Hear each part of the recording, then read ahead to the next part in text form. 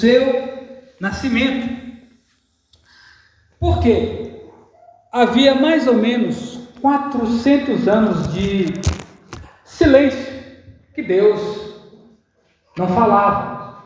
Quer dizer, já não se havia mais profecias.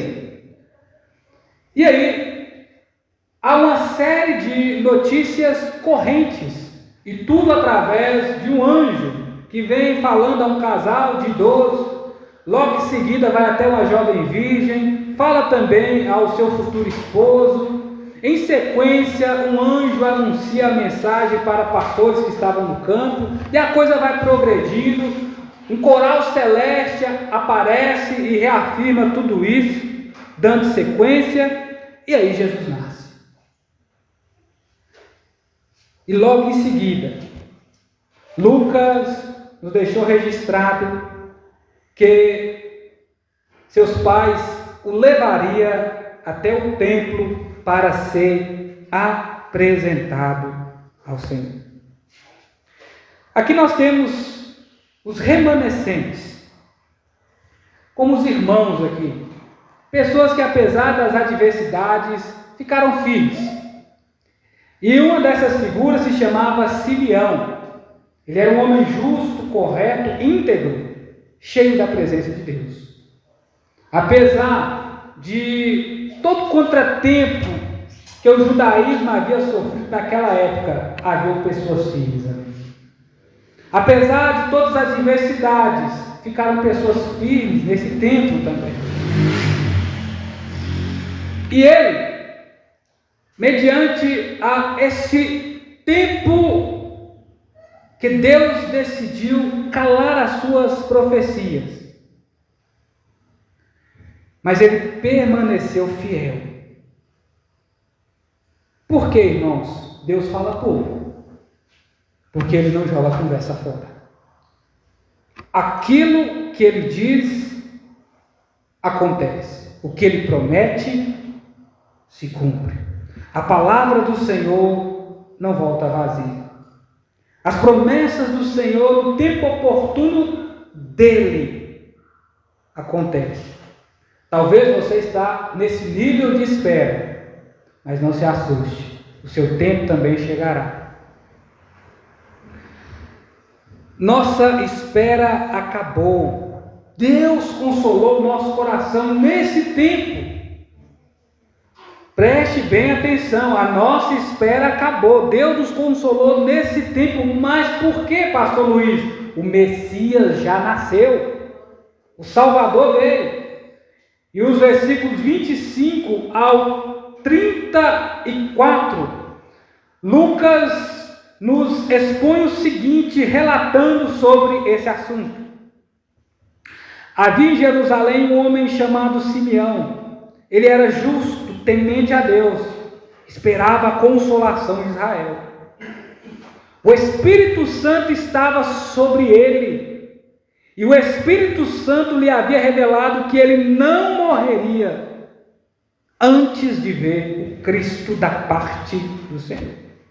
Assim, movido pelo Espírito, foi ao templo, e quando os pais levaram o menino Jesus para fazer por ele conforme ordena a lei, Simeão tomou nos braços e louvou a Deus, dizendo: Senhor, agora pode deixar ir o teu servo em paz, porque segundo a tua palavra, os meus olhos já viram a salvação. A nível de título, irmãos, já entramos na ideia central, mas quero repetir. A salvação está diante dos seus olhos hoje, a qual preparaste diante dos povos, a luz para a revelação aos gentios e para a glória do povo de Israel.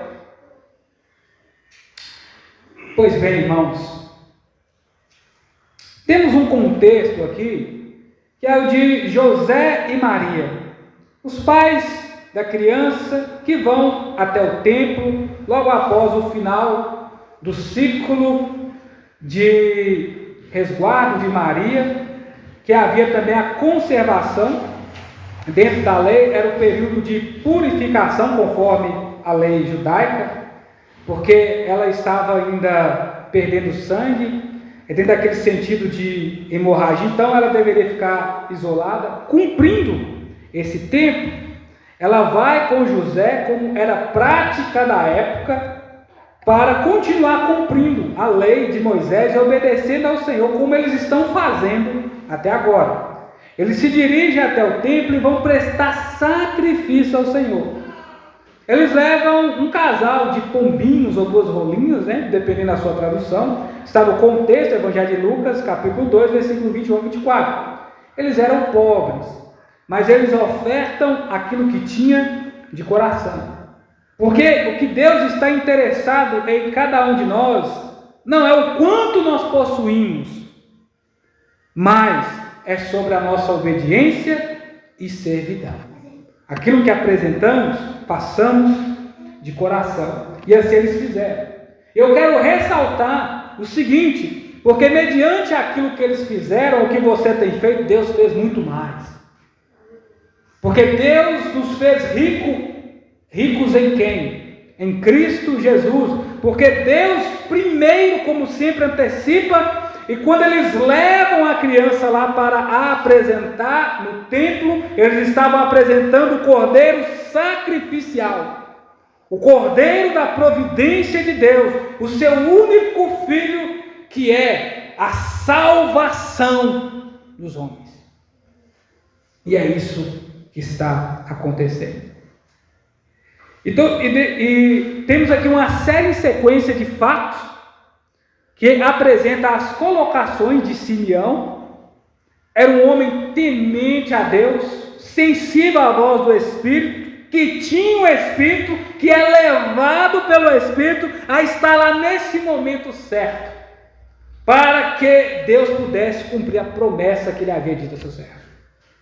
Isso não queria dizer que ele veria Jesus e morreria amanhã.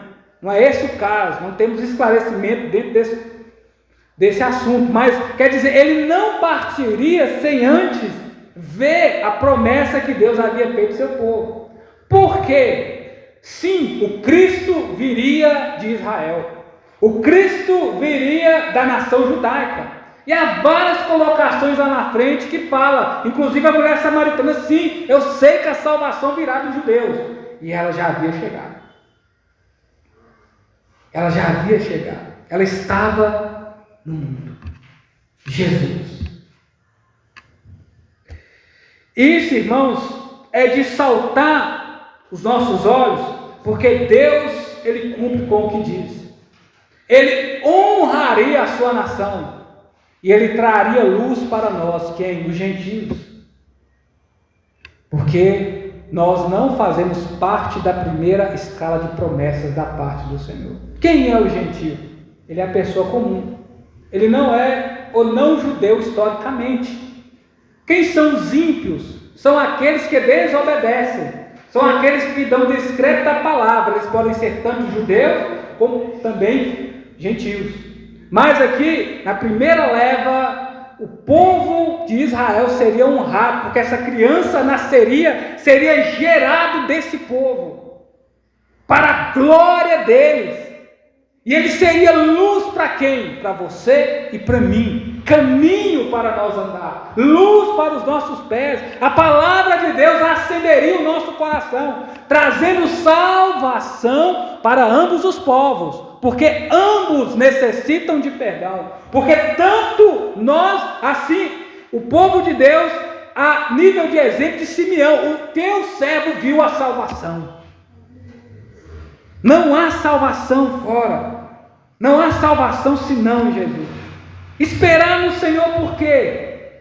Que Ele garante ao seu povo, principalmente aqueles que já colocaram a sua vida sobre os cuidados de Jesus.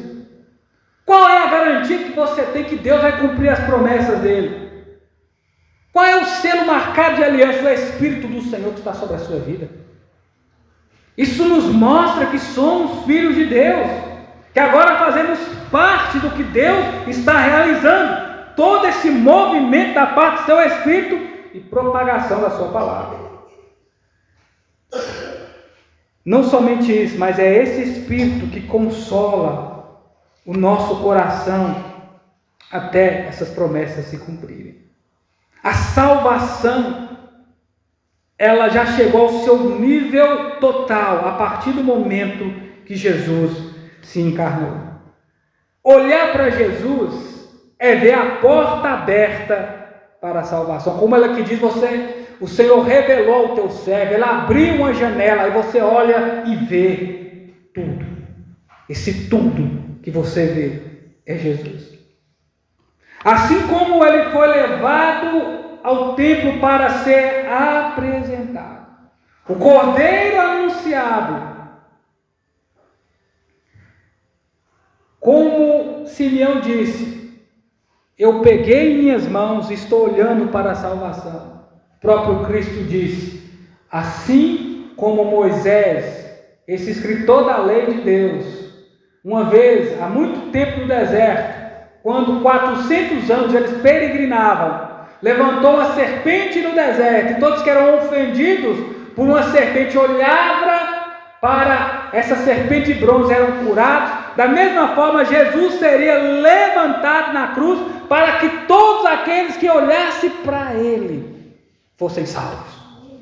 Olha para o Senhor que você vai ser salvo. Como o profeta Isaías diz, olha para Jesus que você é salvo nessa noite. Não olha para a direita, não olha para a esquerda, não olha para os seus pecados ou para as acusações que chegam até você. Olha para Cristo, Filho de Deus, que veio para te salvar.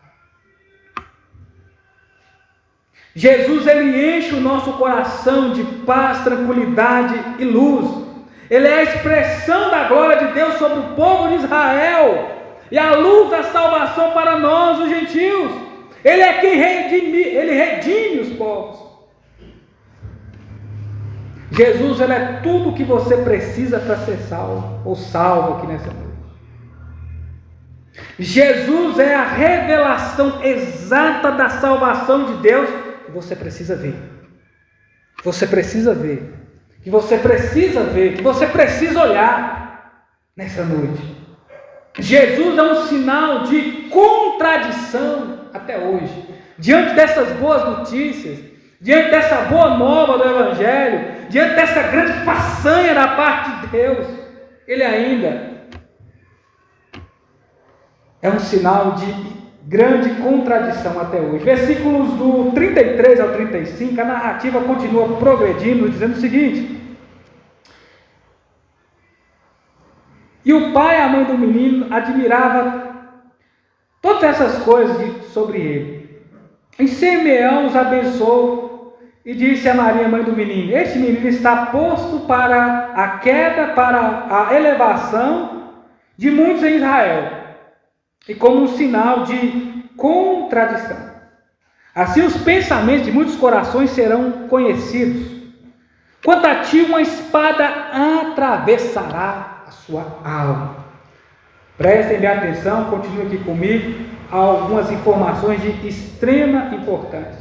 Porque Jesus, Ele é sinal de contradição. Talvez isso pode ser um choque para você, que conhece, sabe quem Ele é, de repente tem convivido, caminhado com o Senhor. Como assim? Contradição. Logo Jesus, que é tão verdadeiro, tão honesto, tão específico no que Ele quer fazer. Primeiro, quero lembrar a você que lá na frente Jesus, Ele vai ser bem categórico, direto ao dizer o seguinte: eu não vim para trazer paz, mas eu vim para colocar a espada como um divisor de água, colocando pessoas de um lado, de uma margem, e do outro lado. O que Ele quis dizer com isso? Ele fala, haverá noras contra genros, filhos contra pais e vice-versa, e por aí vai. Porque nem todos creem no Senhor. Ele aqui mesmo deixou bem específico: ele será para alguns elevação para Israel, e ele será sinal de contradição, de escândalo. Muitos rejeitarão essa pedra angular, essa pedra de esquina. Muitos entendem que até hoje Jesus ele é um agitador, um falso profeta, um Messias enganoso, que ele é um falso rei, que na verdade ele não é quem diz ser. Ele até hoje é ponte de contradição, porque Jesus te desafia, ele te leva a posicionar, ele quer saber se você quer ser salvo ou não. Para que isso venha acontecer, você tem que entregar o seu coração, a sua vida para ele, com seu total ser, sem reserva, como Deus o entregou para nós. É dentro do mesmo quesito. E pode ser que nem todas as pessoas vão acreditar que você fez a melhor escolha. Pode ser que você vai saber quem de fato são os seus amigos. Pode ser que você vai saber de fato quem são as pessoas que te respeitam, quem são os seus verdadeiros inimigos e quem são aqueles que estarão do seu lado. Por isso que ele é ponto de contradição. Mais uma vez, na subsequência, vemos que os pais do menino, eles ficavam admirados com tudo que eles continuavam a saber sobre a criança. Tudo gira em torno de Jesus. Outras coisas que estão acontecendo, que é de extrema importância, é a ênfase em Maria. A primeira foi que vimos na semana passada no Evangelho de Mateus, que ele especifica dizendo que Maria guardava aquelas coisas no seu coração. Aqui Lucas fala aos pais. Mas aí Simeão fala: enquanto a você, mãe do menino, uma espada atravessará o seu coração. O que nós entendemos a respeito desse assunto? É simples. Provavelmente José foi poupado. Ele não chegou a ver o seu filho crucificado. Diferente de Maria, acompanhou todo esse horror, porque ela estava lá aos pés da cruz de Cristo com aquelas outras mulheres. Ela sofreu. Ela viu esse momento. Ela foi testemunha desse acontecimento brutal. Por sua causa, por sua causa, por nossa causa.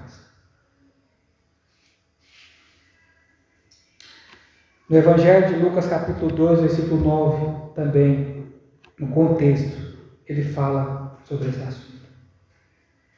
José foi poupado dessa dor. Maria não. E pior, Jesus enfrentou toda essa dor. Foi ele que foi colocado na cruz. Imagina o coração de uma mãe vendo o seu primeiro filho sofrer dessa forma. E pior, talvez a gente coloca tudo na conta de Deus, não é? Mas Deus não sabe o que eu sinto, Deus não sabe o que eu enfrento, porque Deus não é como eu, uma pessoa mortal. Deus entregou seu único filho, o único, para morrer de uma forma tão humilhante, para nos salvar. Mas, irmãos, a nossa alegria, contudo, é que nós somos poupados da condenação. Jesus sofreu no meu e no seu lugar. Jesus, ele sofreu no seu lugar. Para isso que ele veio. As Escrituras deveriam continuar com o cumprimento. Ele foi pendurado, crucificado. Uma espada atravessaria o coração de Maria, e uma lança atravessaria o lado de Jesus, para saber se de fato ele havia suspirado pela última vez por nossa causa. Do nascimento à cruz, tudo isso é prova do amor de Deus para você. Graças a Deus por Jesus Cristo, que é a revelação para Israel e luz para quem? Nós, isso mesmo, você, eu, os gentios.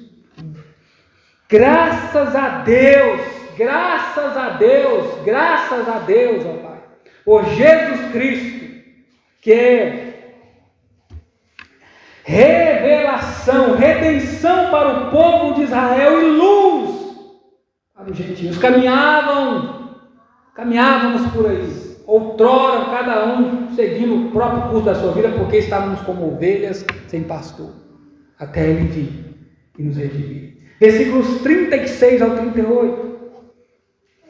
Estava lá também a profetisa Ana, filha de Fanuel, da tribo de Asser. Ela já de idade avançada tinha vivido com o marido 7 anos depois do casamento, permanecendo viúva quase 84 anos. Ela não se afastava do templo, cultuando a Deus dia e noite com jejuns e orações. Tendo chegado naquele momento, preste atenção, tendo chegado naquele momento, deu graças a Deus e falou a respeito do menino e todas as coisas que esperava a redenção de Jerusalém. Outra remanescente, irmãos, Ana, filha de Fanuel, da tribo de Asser, não arredava o pé do templo. Logo após ser viúva, estava ali o tempo todo obedecendo, servindo a Deus através de jejuns e orações. Uma pessoa devota, uma pessoa compromissada, uma mulher obediente, profetiza, ministrava a palavra de Deus, aguardando a promessa como Simeão, e aparece naquele momento. Caso ou consequência, ou simplesmente acaso do destino, nada a ver. Para todos que servem a Deus, para todos que se aproximam ou querem estar diante de Deus, não tem outro caminho, você vai até Jesus. A palavra te leva até a Ele. O Espírito te conduz mansamente até o Salvador. Novamente, esse personagem ganha destaque. Deus providencia tudo, o nosso Senhor, e ela vem e vai falar sobre o quê? Sobre o menino. Se você veio a este lugar, a este tempo, se você também está aqui crendo que tudo foi uma obra do acaso, que tudo foi o universo contribuindo, acabou. Foi Deus que te trouxe aqui, foi Deus que te colocou aqui para você ouvir sobre Jesus. Ela é tudo que você precisa. O que nós esperamos mais? A redenção chegou para você. Jesus está aqui, meu irmão. Jesus está aqui, ouvinte. Não importa a sua condição ou idade, ou tempo de súplica ou petições, cabe a nós nos chegarmos até Jesus, porque Ele é o único meio de nos ligar a Deus. É a única forma, não tem aplicativo, não tem internet, não tem esse, não tem aquela, é só Jesus. Você quer ver outro exemplo? Um homem piedoso, era um centurião romano, Cornélio, fazia até boas obras, era um homem que prestava um bom serviço. E o que acontece? Pedro tem uma visão. E aí era algo que contradizia a sua cultura judaica, animais impuros. E Deus fala o que com ele? Pedro, não julga ser impuro aquilo que Deus purificou. Vai lá até Cornélio e prega para ele. Fala do Evangelho, ele prega. E Pedro vê o quê? Que a salvação não estava retida só para os gentios, mas que ela estava ao alcance dos gentios. Ela não estava somente retida aos judeus, mas ela estava ao alcance dos gentios. Não adianta sermos bons, não adianta queremos simplesmente servir a Deus. Há-se a necessidade de irmos até Jesus, logo após ouvirmos o Evangelho e nos arrepender. E te digo mais, uma vez ouvindo o mesmo Espírito que estava sobre essas pessoas, que é o Espírito Santo, que aqui está em nós, não endureçais o seu coração como o povo de Deus na época do deserto. Deus, Ele quer te salvar. Ele quer mudar o seu coração. Deus, Ele sabe que está dentro de nós. Felizmente, Deus quer nos poupar, Ele quer nos livrar deste mundo tão baladeiro, tão desproporcional, tão escandaloso, tão depravado. Deus quer mudar o nosso coração e nos encher de paz. Muitos já vieram nesse templo. Muitas pessoas. Não é isso? Quantos visitantes? Quantas pessoas temos aqui nessa noite? O que elas ouviram, o que vocês estão ouvindo e o que todos vão continuar ouvindo quando aqui entrarem é que Jesus é o nome dado entre nós, as pessoas, para que possamos ser salvos, senão por nenhum outro. Não tire a sua visão das promessas que Deus tem para você, todas vão se cumprir. O Salvador é a prova da fidelidade cabal de Deus. Qual é o fato? A cruz. Não há outro. Sirva a Deus dia e noite e abandone os seus pecados.